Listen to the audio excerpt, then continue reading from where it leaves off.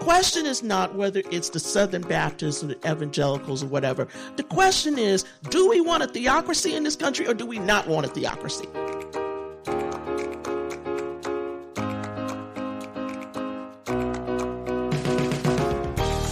Welcome to Respecting Religion, a BJC podcast series where we look at religion, the law, and what's at stake for faith freedom today.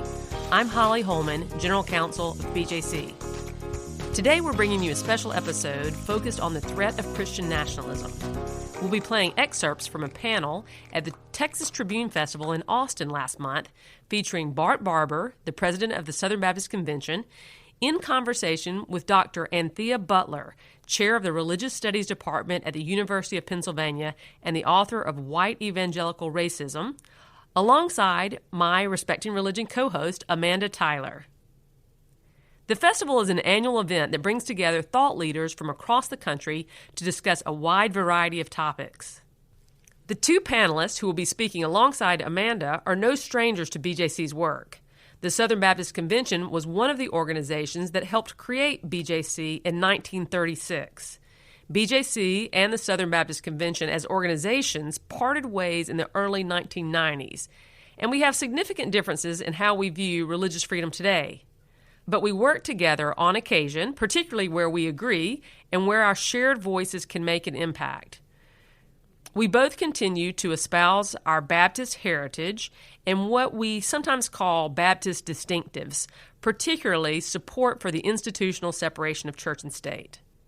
Meanwhile, Dr. Anthea Butler was one of the contributors to the report on Christian nationalism and the January 6th insurrection that BJC published with the Freedom from Religion Foundation. We'll put a link to that in our show notes. We are bringing you this conversation with three people, all of them concerned about Christian nationalism, but each approaching it from a specific and different point of view. The moderator of the conversation is Robert Downen, a reporter who covers democracy for the Texas Tribune. It was standing room only for this panel at the festival, and we want to thank Texas Tribune for allowing us to play parts of the conversation in today's Respecting Religion episode. Now here's Robert Downen to kick off the conversation. So I want to start with Amanda. Tell us a little bit about what BJC does, and we have two representatives from two Baptist organizations here, and I would love to hear a little bit more about the traditional Baptist stance on church-state separation, and why that is, how it is different from what we are seeing with respect to Christian nationalism today.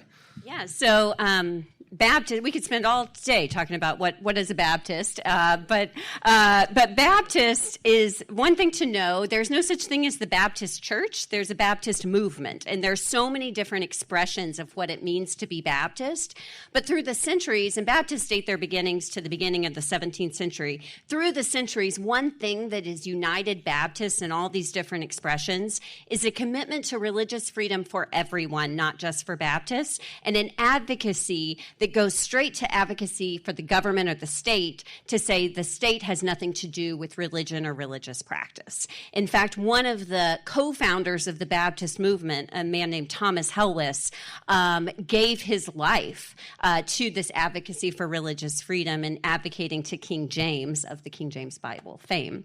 So BJC is a modern-day organization, 87 years old, headquartered on Capitol Hill in Washington, D.C., that are the modern-day heirs to this Baptist legacy of religious freedom advocacy. And we believe that the best way to protect religious freedom for everyone in the American context is to defend the constitutional principle of the separation of church and state, which simply means that the church doesn't try to do the job of the state and the state doesn't try to do the job of the church. And we have fought this for decades, and over recent years, we have come to see that the single biggest threat to religious freedom for everyone and to this principle of church-state separation is this ideology of Christian nationalism that tries to merge American and Christian identities in a way that would privilege Christianity over other faiths, and would also have the state involved in religious matters in a way that harms religious freedom, not just for those who aren't Christians, but for Christians as well. Because whenever the state gets involved in religious matters, it is religion that it comes out on the short end of that stick. Sure. And Bart, give me the theological arguments against Christian nationalism. Thank you. It's great to be here today. I do think that that's important for us to point out that really 3 cases have been made for religious liberty down through the years. We've argued with other Christians to suggest to other Christians that Jesus would want us to extend religious liberty to everyone around us, a biblical case. You have Roger Williams, be a good example of someone who did that. People like Isaac Backus, who made a narrative case to their neighbors, to persuade their neighbors for religious liberty. And then people like John Leland, James Madison, who made a political case to rulers for why it benefits a country to have religious liberty. And in the case of Christian nationalism, we need to make that biblical case to try to persuade people who are fellow Christians that it's important for us to give liberty to all of those who are around us. 2 places that shows up. One, people who move into Christian nationalism tend to treat the relationship between the Old Testament and the New Testament differently from the way that Baptists have tended to do so. You can either look at the Old Testament on sort of an Andy Stanley model and say we're just going to unhitch it and get rid of it and ignore it completely. You can come to the model that's more prevalent among, say, Presbyterians to find a great deal of unity between the Old Testament and the New Testament. Baptists have tended to say the Old Testament teaches us some important things. It tells us some things about who God is and about what right and wrong is. But the pattern for the church and for the way the church endures in society is found in the New Testament and not in the Old Testament. And so it's important to make that case to show that Christianity is something different, that the rules for Old Testament Israel about enforcing faith among those who are in the country is not something that applies to us. And lastly, I'd just say in the New Testament, you find a definite indication that there's something different. The apostles, after Jesus had resurrected before he went to heaven, one of the last things they asked him is, so are you going to inaugurate the kingdom now? And Jesus' response to that was, why are we even talking about that? You'll know when it's time. Let's go on to something else. So Christians it's eschatological. We're waiting for that day in the book of Revelation where it says the kingdoms of the world have become the kingdoms of our Lord and of his Christ. And in the time of that waiting, Jesus told a story, a parable, an analogy, the parable of the wheat and the tares that has been a classic text that's been used to defend religious liberty. In that, Jesus said that in that story he was saying that the world's mixed, that there are people who are followers of the Christian faith, there are people who are not.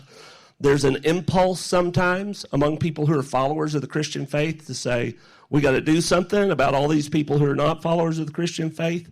And in that story, Jesus has God saying, no, not your job. You don't know how to do it. You're going to hurt people if you engage in that sort of thing. And so that's one of so many places. Roger Williams in The Bloody Tenet of Persecution cited all but 6 books of the Bible, making a biblical case, a religious case against the idea of combining church and state and punishing people because of their doctrine.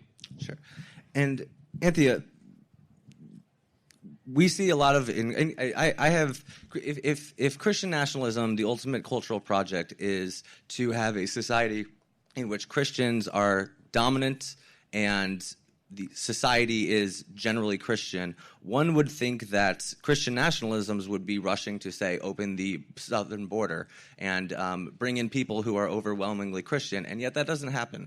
And I'm wondering if you can kind of talk about the racial undertones of Christian nationalism and Christian nationalism as a stand-in many ways for ethnocentrism. Well, let's go. Now, I want to start, since Bart wanted to talk about Scripture, let's talk about Jesus, who looked at the Syrophoenician woman and didn't want to give her anything. Even Jesus could be a little bit ethno-nationalist, so let's start there. That's number one. We won't put this on Scripture, let's put it there. That's number one. Y'all go read your Bible, all right? So let's go to this other thing about who gets to come in and who doesn't get to come in. And part of this has to do with the racism of this country, the foundation of this country. Our founders and framers some of them were slaveholders.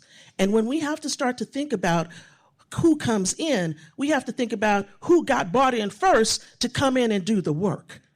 That were enslaved Africans, okay? And so we got to start at that point, because you can't even talk about the immigration problem until we think about the first problem that started off this nation, which was slavery. And when we don't talk about that in conjunction with what we are doing at the border to put up, razors in the water to cut people off, Jesus said, welcome the stranger. So we're going to put this in scripture because I'm a church historian too. Let's talk about how Christians are persecuting people who just want a better life, who want to come into the country through both illegal and legal means to do this. And so what I've been thinking about is what is the problem with the Christians that we have right now who are against immigration? If that would have been the case when Mary and Joseph were trying to find a place so that they could lay their head in America, they wouldn't have been able to get over this border, because they would have had to cross that water. She would have been birthing Jesus on the side in the desert somewhere. So when we talk about all of these things, we have to remember that this country has always had a bad history about immigrants. I live in Philadelphia. We had German immigrants. We had Italian immigrants. We had immigrants from other countries. And every piece of those people who came in had to fight with other people who were already here. The problem is for us right now is that we see whiteness and Christianity as synonymous. And when that happens, then you lose what the Christian message is all about. And I want to say one more thing, Bart, because I think this is really important. When I hear people talk about this stuff, you talked about Old and New Testament, but did you talk about what Jesus said? Welcome the stranger. And this is the issue. We are not welcoming to the stranger. We have policies that are put in place by people who yell every day how much they love God and how much they want Christianity and how they want to bring the kingdom of God into earth, and all they're doing is bringing hell.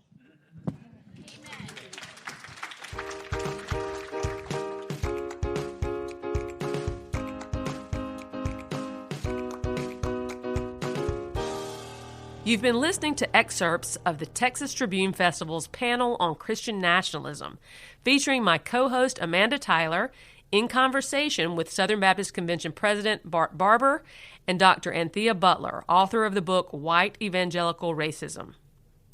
In this next excerpt, Amanda begins by discussing the overlap between white supremacy and Christian nationalism.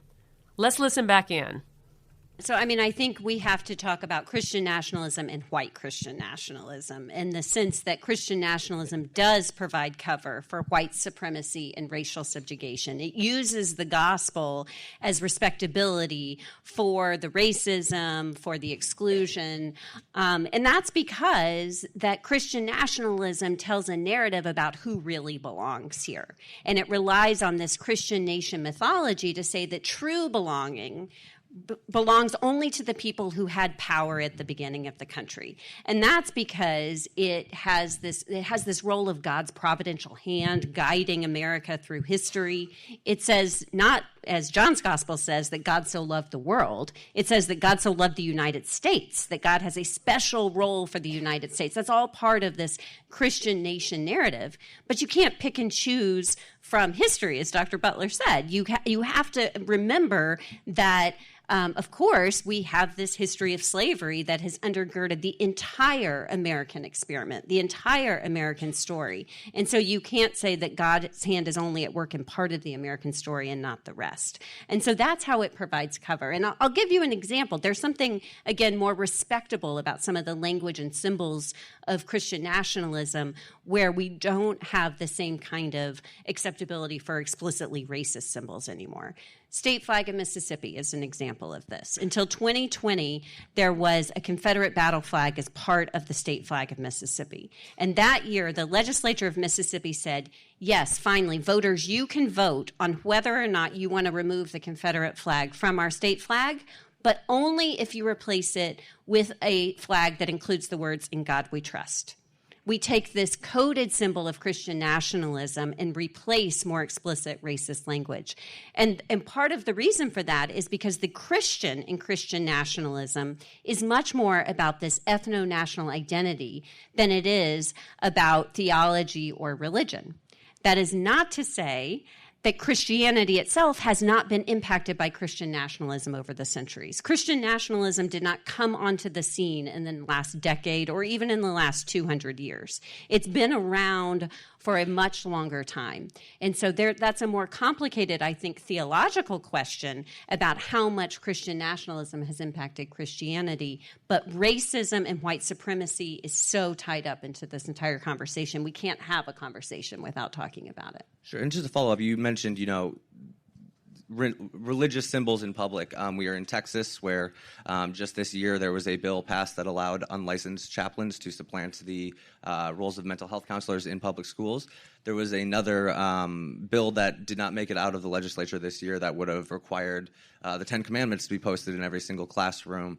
And we are also, in many ways, I think, I'll take the people driving the movement. They see in Texas a model for what they say is an infusion of religion into public life. And I'm wondering if you can kind of walk through some of the legal developments that have created this environment where those types of things are not only possible, but increasing in we're seeing more of them across state houses across the country, and this kind of, what we could almost call soft Christian nationalism that may not be on its face Christian nationalist, but does allow for the erosion of a strong church-state separation. Yeah, I think it's really vital that we talk about not just the most explicit forms of Christian nationalism we see, but also the more everyday forms, and how public schools are being targeted for a lot of this Christian nationalist legislation. And it didn't just start this year, but it has certainly accelerated.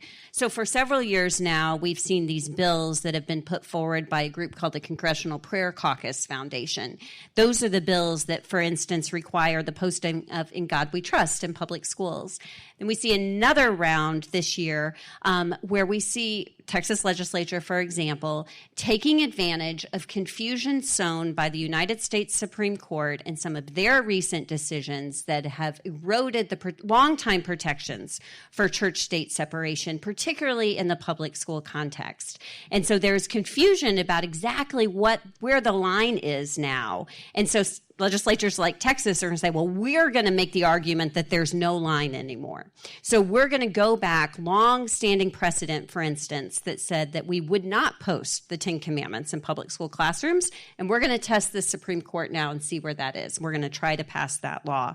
This school chaplain law, again, first of its kind, passed the Texas legislature, went into effect September 1st, just a few weeks ago, and it requires every school board in the state of Texas to have a vote within the next 6 months about whether the schools will have school chaplains in their schools. Where did this come from? I mean, this is a problem in search of a problem. Of all of the pressing issues facing Texas public schools, to say this is the piece of legislation we're going to pass. And so now we have school boards starting to vote on it. Well, I'll tell you where it came from. It came from a group called the National School Chaplains Association. That is a group that is a subsidiary of a group called Mission Generation. If you go to Mission Generation's website right now, it just will redirect you to the National School Chaplains Association. But if you look at the Form 990 for Mission Generation, they tell you what their aim is. Their aim is to disciple 100 million children into the faith through the use of school chaplains. And so they are going to state houses and asking school boards to allow school chaplains into their buildings so that they can proselytize and convert young people. If this is not an incursion on religious freedom and parental rights, I do not know what is.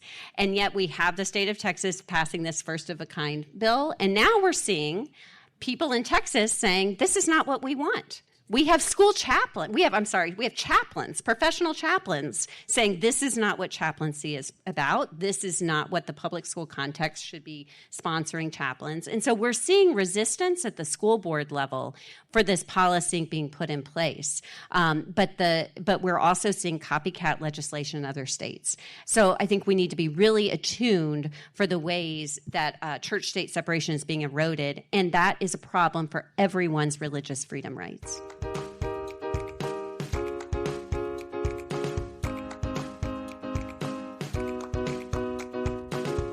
We'll have much more on the effort to replace school counselors with unlicensed chaplains on an upcoming episode of Respecting Religion. Now let's pick back up after moderator Robert Downen of the Texas Tribune asked Bart Barber of the Southern Baptist Convention about what he thinks makes Christian nationalism attractive to evangelicals. So there's recent research that shows how many of the people who are engaged in Christian nationalism don't attend church anywhere. And it's really a striking number of people who do that. I think when you get to people who actually are faithfully reading the Bible, they're living as disciples, they're trying to grow in their faith, there are moderating influences there that are important. The Southern Baptist Convention, it may surprise you to know this, but the Southern Baptist Convention at a meeting, I drove from Nashville to here yesterday to be at this, and in the meeting at Nashville, the Southern Baptist Convention declared not to be a friendly, cooperating church in our convention, a church where a pastor appeared in blackface and also dressed up as a Native American woman and was very unrepentant about that. Went on the news talking about how everybody needed to get a sense of humor. So there are a lot of things. One reason why evangelicalism is attractive here is because you can become an evangelical just by answering a pollster and trying to pick what you are. You don't actually have to be someone who attends church in any way. And the more you attend church, the more you're likely to go on a mission trip and experience the rest of the world. The more you attend church, the more committed you are to it, the more likely you are to be engaged in something like the Southern Baptist Convention that's actually one of the most racially diverse fellowships of churches in the entire country, that's made up of hundreds of different ethnicities and nationalities. And so you encounter people like that who are a lot different from you.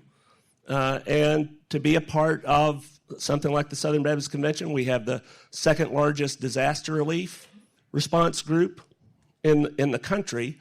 And so my wife, who's very involved in disaster relief child care, she's been overseas taking care of children in the aftermath of natural disasters. All of those things make it very hard for you to stick with something that is Kennist or that is white supremacist or anything like that. When you go beyond just choosing a label and saying, well, I know I'm not Catholic and I don't want to be an atheist, I don't really go to church, maybe I'm an evangelical. And I think there's a strong sense of support among people like that for this kind of Christian nationalism. Sure. And I'm wondering, or Dr. Butler, I'm sorry, I've been calling everyone by their first names. Evangelicalism has for decades, if not longer, framed itself very much as at war with the culture, the secular culture. And I think in so many ways, with respect to your response, I think that it does, your response is framing it within the context of the Southern Baptist Convention and the religious aspects of it. Whereas I think that equally, if not more important to the insidiousness of Christian nationalism in those spaces is the rhetoric that is on its, that is that type of culture war rhetoric. And I'm wondering, Dr. Butler, if you would like to respond to kind of, the way that evangelical movements in particular have framed themselves over the last few decades and how that ties into broader, the underlying white supremacy and the spread of Christian nationalism in those spaces. Let's go back and do a little history lesson, okay? I'm going to try to do this in like about 3 minutes. I hope I'm going to get there, okay?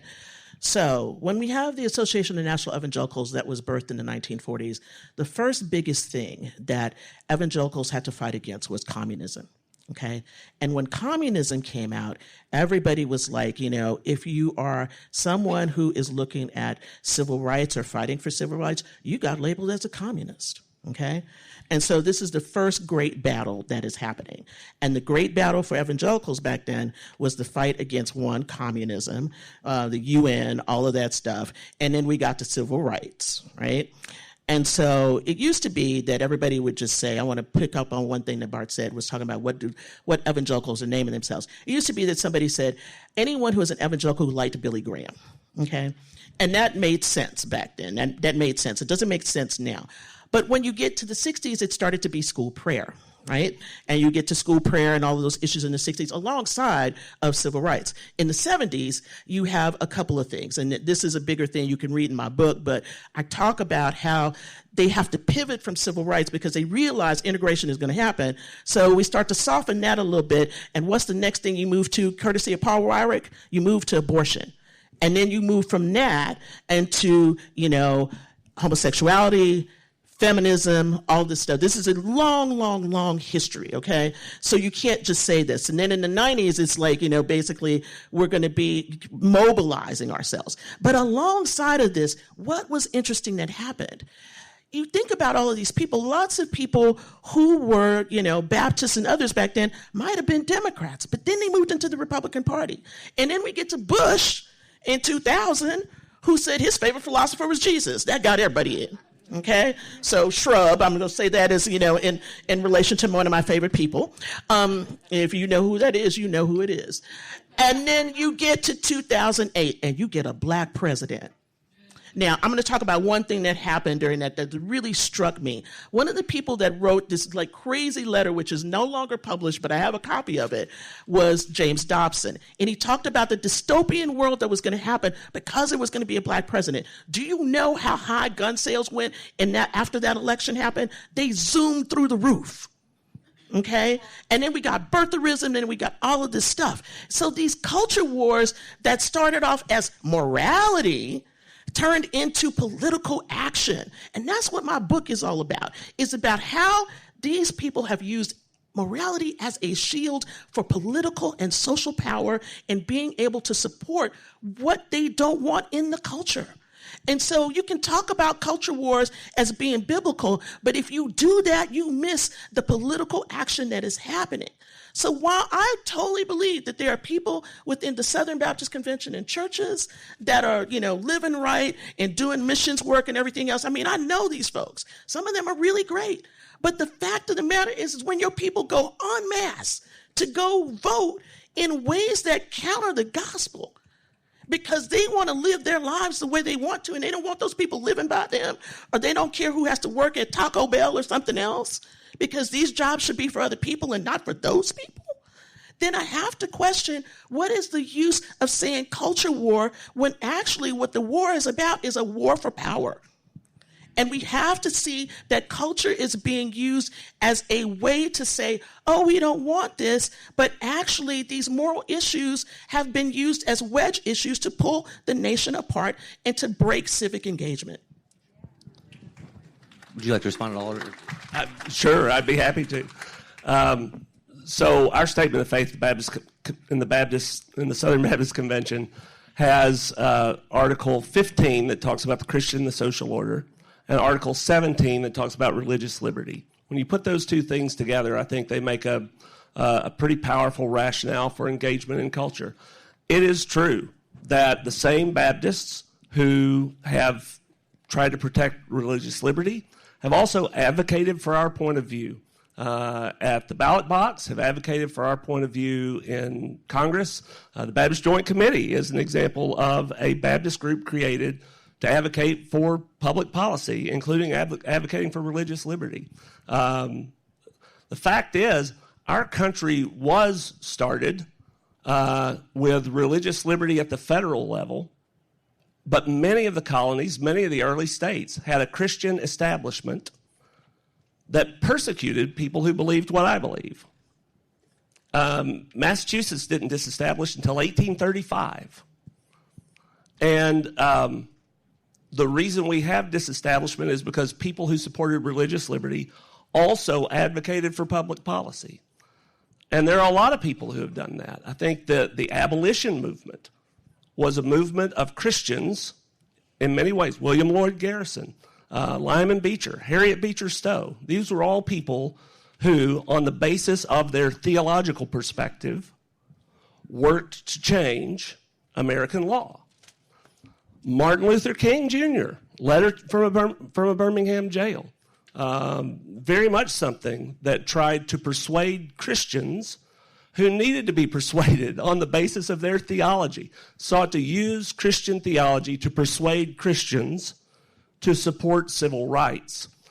when people go into the voting booth, they're either going to vote based on personal gain, what will bring more money into my pocketbook over the course of this year, or out of some sort of party jersey that they're wearing to say what will advantage my side and penalize the other side, or they're going to vote based on the idea of what's best for my neighbors.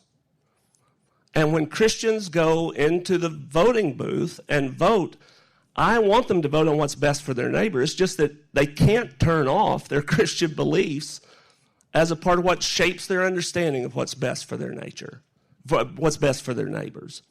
And our Article 15 says that we should do that. We should be engaged in culture and in politics to try to advocate for what's best for everyone, as we're informed by Christianity to think that. But then Article 17 says, but we don't do that by penalizing people for their religious belief. But we should instead support the idea of a free church and a free state that does not try to use the means of government for the advance of the gospel. I think those two ideas are highly compatible. We've lived in accordance with those for 400 years as Baptists. And so I think that the kind of narrative that suggests that everything is suspect when evangelicals start going into their political lives as citizenship with an idea of their faith, I think the idea that that's suspect is naive and actually would rob American history of some of the best things that have happened in American history. Christian citizenship is not Christian nationalism.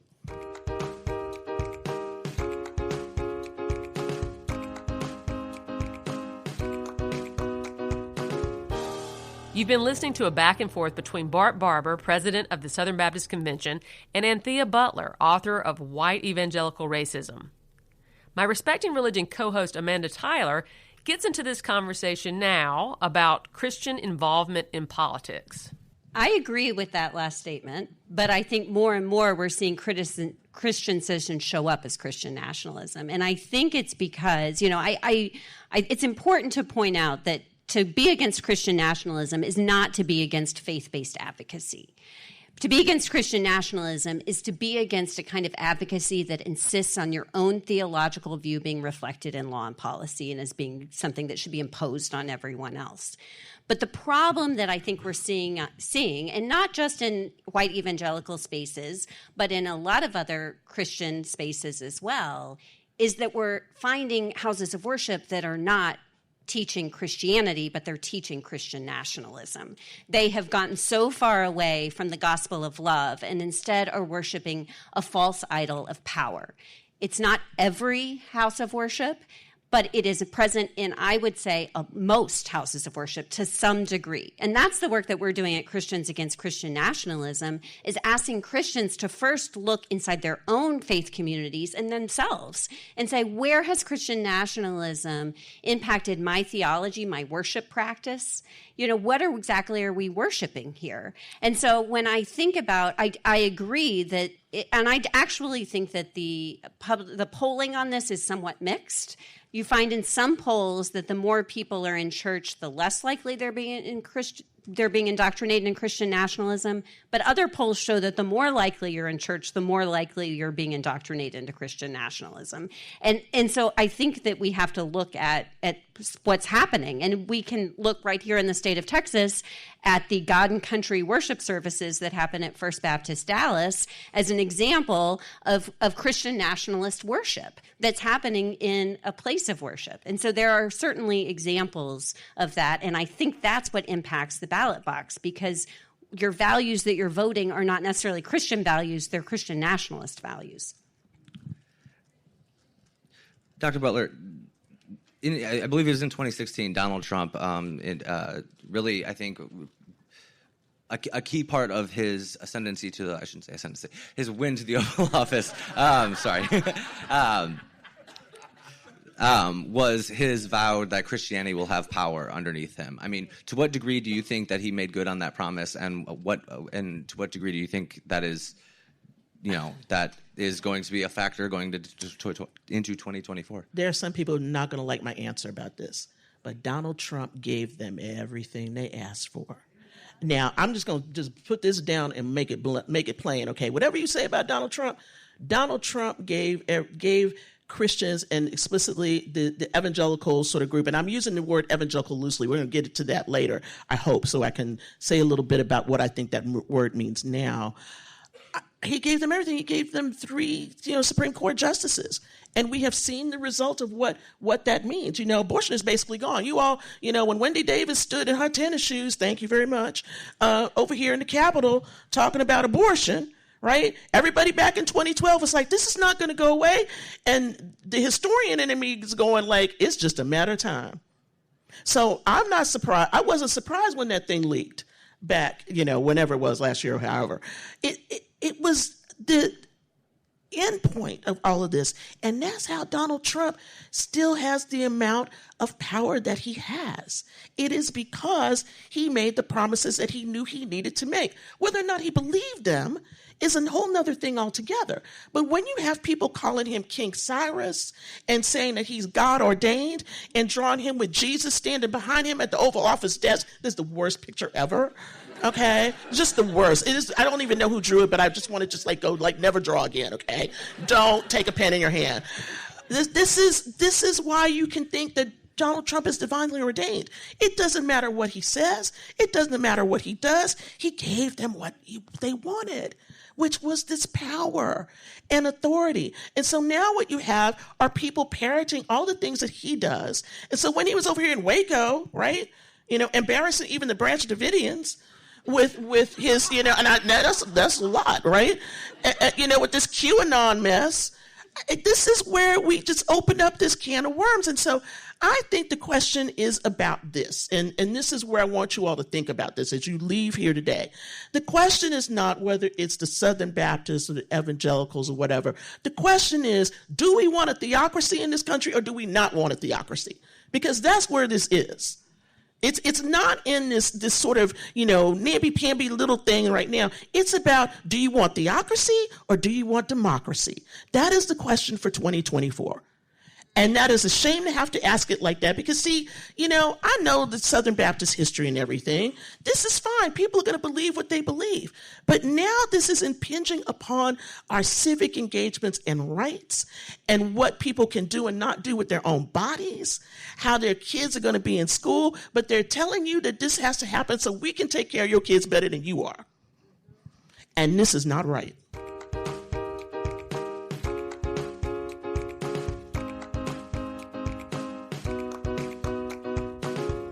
In this segment, the conversation shifts a bit to focus on Christian nationalism and the January 6th attack on the U.S. Capitol, as well as the difficulties and misunderstandings that can arise when we discuss what it means to confront and combat Christian nationalism.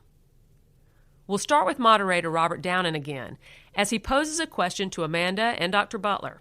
This comes after he noted that any talk of Christian nationalism was absent from official reports about the January 6th insurrection. Can you tell me a little bit about the role that Christian nationalism played in the insurrection and why you are so concerned about its omission in the broader story we are telling ourselves about that day?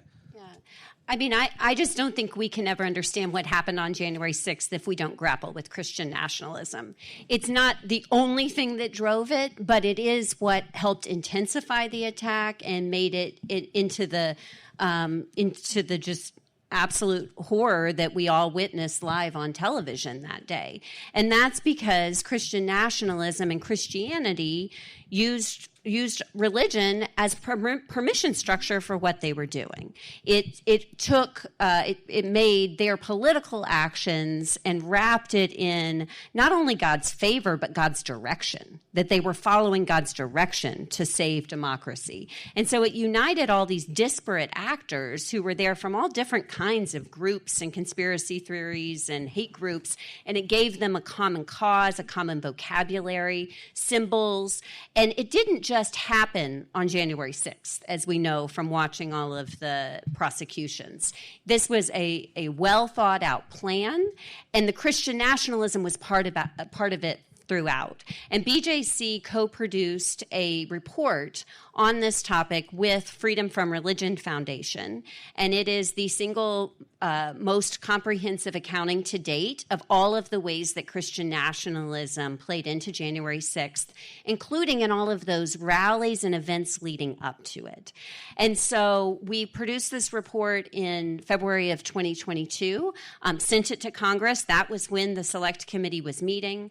The Select Committee, and Dr. Butler contributed to that report, as did some other scholars who are studying this phenomenon, this ideology. And then Congress invited all of our testimony and said, we wanted to learn more about this, the Select Committee. So we submitted all of our testimony, and then we watched all of those hearings, just waiting for them to question about Christian nationalism. And the only time that Christian nationalism showed up in the hearings was when one of the witnesses said, I believe the Constitution is divinely inspired. And then Representative Liz Cheney repeated from the dais, thank you for reminding us that the Constitution is divinely inspired.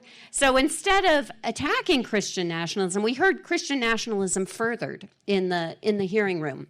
And so I was really disappointed but not surprised when the report came out and they didn't mention Christian nationalism. And that's because I think it remains this political taboo to talk about Christian nationalism because members are afraid that you're attacking Christianity when you do it. And that was what motivates the advocacy at Christians Against Christian Nationalism, is for people who are Christian to say, no, I want you to talk about Christian nationalism because it's a gross distortion of my faith. But it remains pretty much an off-limits topic in Congress, with a couple of exceptions. I want to say Representative Jared Huffman made a floor speech about Christian nationalism, and then Representative Jamie Raskin actually invited me to provide testimony to his subcommittee on Christian nationalism and white supremacist violence. But those two instances remain two of the only instances of Christian nationalism even being uttered in the congressional record. Let me just take this a little step further. Let's go back to December 20. December 20, there was a Jericho march throughout Washington, D.C. That is where most of this planning happened. There was also the day a Black Lives Matter sign was pulled down in front of one of the historic black churches in Washington, D.C.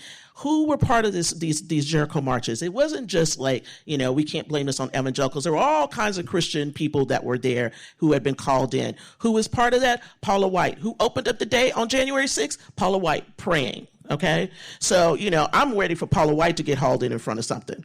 All right, because this has been somebody who's very close to Donald Trump, his preacher. But I bring that up because part of what you need to hear right now is that it's not just about a culture war. It is a battle. The way that this kind of Christian nationalism is being put forth now is in the area of violence, taking America back by force, talking about people being demons. Okay?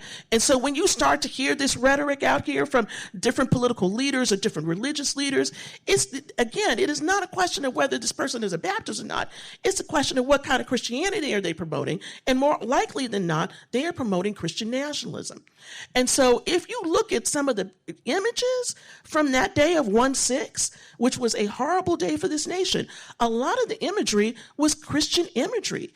There's a guillotine that I wrote about that had Christian images pushed on the side of it. This is a great thing. If you follow me on Twitter, you can DM me and throw a thing at me, and I will answer you and show you where this is. Because there was so much Christian imagery that day about how to take this place back for God. And then the prayer that happened in the Senate chamber, that guy is already in jail. He's kind of a new age person, a shaman, so to speak. But that was prayer in the Senate that was just an abomination. I'm sorry. And so when we talk about these things, and I think about how many people have died for this country and everything else, to put this in the guise of we're doing this for God is ridiculous.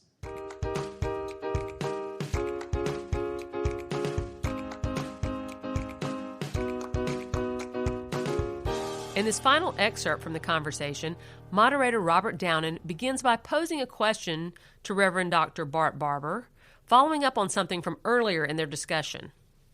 You mentioned, letter from a Birmingham jail, and in it, MLK, it is a letter written to white pastors criticizing them for the anesthetizing security of stained glass windows. And it does seem that far often than not, Christians have been very slow to critique each other on Christian nationalism and very fast to critique each other when it comes to what we think of these more culture war issues or other things. And I'm wondering, I'm thinking even back to my first meeting at the Southern Baptist Convention that I attended in 2018. There was a robust conversation about whether or not to let Mike Pence speak that day. And that does kind of feel like a bygone era almost in some ways. And I'm wondering why you think it is. Which feels like a bygone era. I guess I shouldn't say that. That was an unfair characterization. But I just didn't understand what you were saying. I guess it doesn't seem like a lot of the conversation that happened over Pence in 2018, I think would be something that would be much more difficult to have in a lot of evangelical spaces these days. And I'm wondering, all three of you, I would love all of your answers on this, why you think it is that so many Christians have been so slow to confront each other when it comes to Christian nationalism or things that leaders all understand to be a perversion of the gospel, and much more willing and able to confront each other when it comes to these quote-unquote culture war or political issues.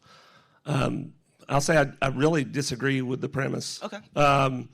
We haven't had a single politician come speak at the Southern Baptist Convention annual meeting since Mike Pence came. Let me rephrase that. And we've had major conflict and division in the Southern Baptist Convention because of the large number of people in the Southern Baptist Convention who have expressed alarm about this very sort of thing. The fact is, you have three people on this panel, all of whom affirm separation of church and state, all of whom affirm religious liberty, all of whom are worried about Christian nationalism, all of whom are writing and speaking to encourage people away from that. But, respectfully, Anthea, if you're going to make it about being a Republican or about defending unborn life or about things like that, suddenly the opportunity to have three people who are united, who could all speak against this, that is broken. Because who broke it? Who broke it? This is the question. Because, respectfully, I am going to say to you, as a Catholic woman sitting up here, that there is disagreement within my denomination about this stuff, too. We are going to disagree. We can't agree on everything. It's not going to happen. Not where we are right now. But the ground that I come to at this particular thing is, do you want theocracy or do you want democracy? Well, if Christian nationalism is just about opposing theocracy, we're on the same side. If it's about you have to affirm Roe versus Wade, suddenly we're not on the same side anymore. If Christian nationalism, I would never tell you have to affirm it. If Christian nationalism is support for defending vulnerable people like that in the country, then if you're going to define Christian nationalism that way, suddenly I, who was opposed to Christian nationalism, am one. And but you're misunderstanding what I'm saying. Okay. You're misunderstanding what I'm saying. Well, I misunderstand folks all the time. Yeah, That's but I'm just right. saying to you, you can be as pro-life as you want to be. But what I am saying is that these kinds of beliefs are seeping into Christian nationalism. And it's hard to untangle all of this. And if we got a room full of people here, as an educator, what I'm here to do is tell you that you need to be a lot more careful about what you're hearing and what you're seeing and how to escape that. I would never tell you not to believe what you believe, because I know what your theology is, okay? Unfortunately, your people who are sitting in your churches don't know your theology. That's the bigger problem right now. That's probably true of every church. Yeah, it's really true right now. Because they don't know what they believe. But the question is here, is I bring all of those things up to say, if we're going to talk about moral issues, which is what Robert was asking about, the culture war issues and everything else, this was part of the culture war. You have to bring that up. But now that that's over, where have we moved next to? Trans kids. We've moved next to getting people out of their homes and their kids apart from each other. How far does this go? Is this? That's what people on the other side are asking too. How far does this go? And is this going to be part of what we consider to be a nationalistic idea or a religious idea or what? And that's the thing. I don't know that people understand those distinctions.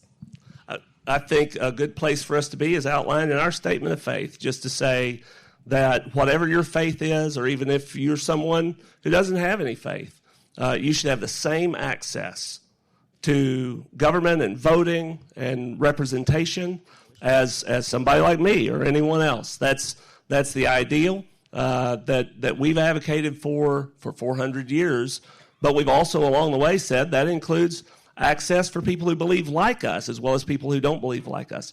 I'm committed to that. I'll tell you, I put my job on the line. I lost a lot of people from my church in 2015 defending the rights of Muslims to build a cemetery in our small town in Texas. So I'm a true believer when it comes to religious liberty for everyone, and I'm stubborn about it. But I also believe that even if you're a conservative, pro-life Republican, that just because your faith shapes some of the way you feel about that doesn't mean that you can't advocate for it, that you can't vote for it, that you can't try to persuade other people around. The difference between Christian nationalism and Christian citizenship is I want to persuade you. I don't want to change the Constitution in order to push you out of being able to vote. And I think that's the problem. What that we're seeing is how we see our modern-day pluralism running up against Christian nationalism, which is trying to preserve authority for those who are white and Christian. And so that's why I said the difference between faith-based advocacy and Christian nationalism earlier. The difference is Christian nationalism insists on one particular theological view. And so when we see, for instance, in some of the abortion bans, Scripture being used as justification for the new law, that's an example of Christian nationalism. Exactly.